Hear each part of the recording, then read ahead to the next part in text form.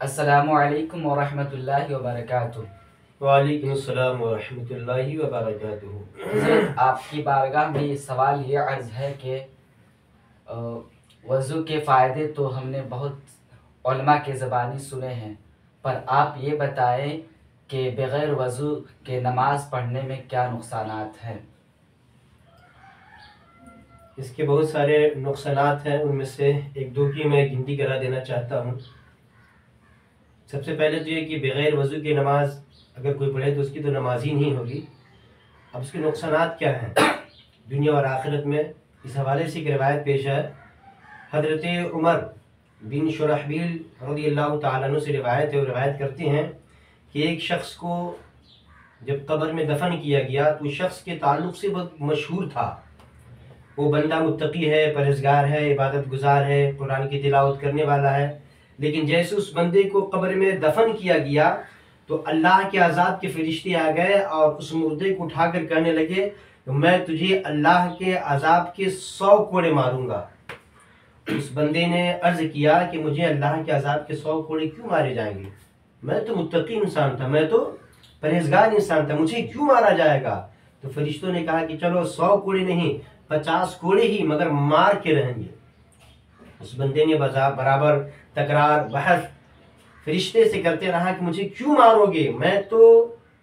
اللہ کا نیک بندہ ہوں، میں تو عبادت کرنے والا تھا، میں تو پرہیزگار آدمی ہوں، میں تو نمازوں کا پابند تھا، مجھے کیوں مارا جائے گا؟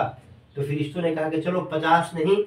ایک ہی صحیح، ایک کوڑے پہ فرشتے آ گئے، ایک ہی صحیح مگر ماروں گا۔ اس نے بھی انکار ہی کیا تھا، ایسا میرے ساتھ کیوں ہوگا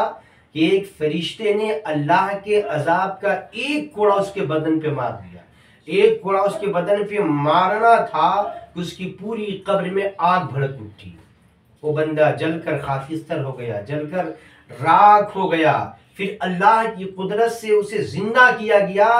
تو روتے ہوئے تلملاتے ہوئے کہا کہ مجھے اللہ کے عذاب کی کوڑا تو نے کیوں مارا؟ تو اس فرشتے نے جواب دیا کہ سنو، میں نے اللہ کے عذاب کے ایک کوڑا تجھے اس لیے مارا کہ تم نے اپنی زندگی میں ایک مرتبہ بغیر وضو کی نماز پڑھ لی تھی، ایک ضرورت مند آیا تھا اور تم نے اس کی ضرورت نہیں پوری کی۔ اس روایت سے حضرت عمر بن شرحبیل کے روایت سے یہ پتہ چلا کہ اگر ایک نماز بغیر وضو کا پڑھ لیا تو اتنے بڑے جو اپنے آپ کو متقی کہہ رہا ہے، زمانے والے لوگ اسے پرہیزگار سمجھ رہے تھے، اسے جب قبر میں عذاب دیا گیا تو پوری قبر جو ہے میں آگ بھڑک اٹھی۔ اس طرح کے عذاب قبر میں دیے جا رہے ہیں، تو اب وہ لوگ خیر منائیں جو لوگ صحیح سے وضو نہیں کیا کرتے ہیں، لہٰذا مکمل احتیاط کے ساتھ وضو کریں تب جا کر کے نماز پڑھیں۔ انشاءاللہ العزیز آئندہ